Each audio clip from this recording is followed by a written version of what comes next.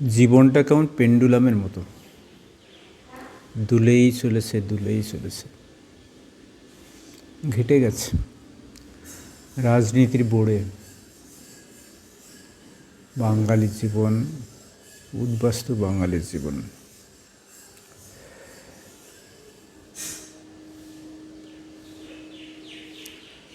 Vote আসছে না প্রতিশ্রুতি, কিন্তু সেই প্রতিশ্রুতিতে নাগরিকত্বের কোনো রোল নেই। অথচ ভোটের আগে নাগরিকত্বই হচ্ছে সবচাইতে বড় চাল। কেন্দ্রীয় সরকার বলছে অনুপ্রবেশকারীকে বাদ দিতে হবে ভোট থেকে, কারণ বাংলায় ভোট অনুপ্রবেশকারীদের জন্যেই পরিবর্তন হয়, সরকার নির্বাচিত হয়, তারাই সিদ্ধান্ত নেয়, তাদের বাদ দিতে হবে।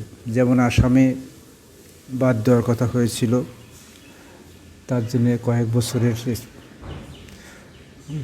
ঘট পাকিয়ে অনুপ্রবেশকারী মানে মুসলিম মানুষ,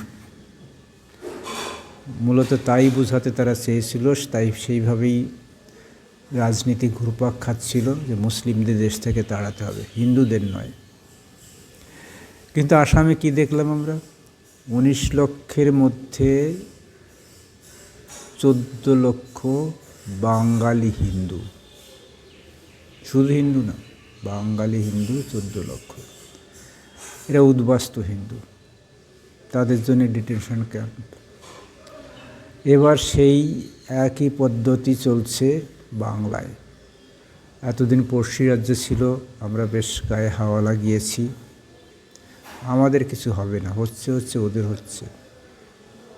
কিন্তু এবার পড়শি ঘরে ঢুকে পড়েছে, আমাদের ঘরের মধ্যে ঢুকে পড়েছে, তাণ্ডব চালাচ্ছে। সামনেই ভোট, 91 লক্ষ বাঙালি আজ ফাঁদে পড়েছে। এই 91 লক্ষ কি সবাই অনুপ্রবেশকারী? অর্থাৎ সবাই কি মুসলিম? মোটেই না। এইটা একটা চিত্র বলছে 63.3% হচ্ছে হিন্দু, বাঙালি হিন্দু, আর 34.2% হচ্ছে মুসলমান, আর অন্যান্য মিলে 2.5%। অর্থাৎ 100 জন যদি হয় তার মধ্যে ভাগেই। তাহলে কাদের তাড়াচ্ছে বিজেপি? অনুপ্রবেশকারীদের, মুসলিমদের, নাকি বাঙালি হিন্দুদের, যারা উদ্বাস্তু হয়ে এসছে, দেশ ছেড়ে এসছে রাজনীতির বোড়ে হিসাবে, জান মান বাঁচাতে, ধর্ম বাঁচাতে ছুটে এসছে এই দেশে। আজ এখানে এসে তারা হয়ে যাচ্ছে বিতাড়নের খাদ্য। মন ভালো নেই, মানুষের অসহায়তা দেখে শুনে বড় কষ্ট হয়। সারা বাংলায়, বিশেষ করে গ্রাম বাংলায় হাহাকার। সারা বাংলা মানে সারা বাংলা নয়, মূলত সীমান্ত এলাকার বাংলা, উদ্বাস্তু এলাকার বাংলা। তারা জানেই না তাদের কি হবে। আজকে তারা ভোট দিতে পারছে না, কালকে ভোট দিতে পারবে?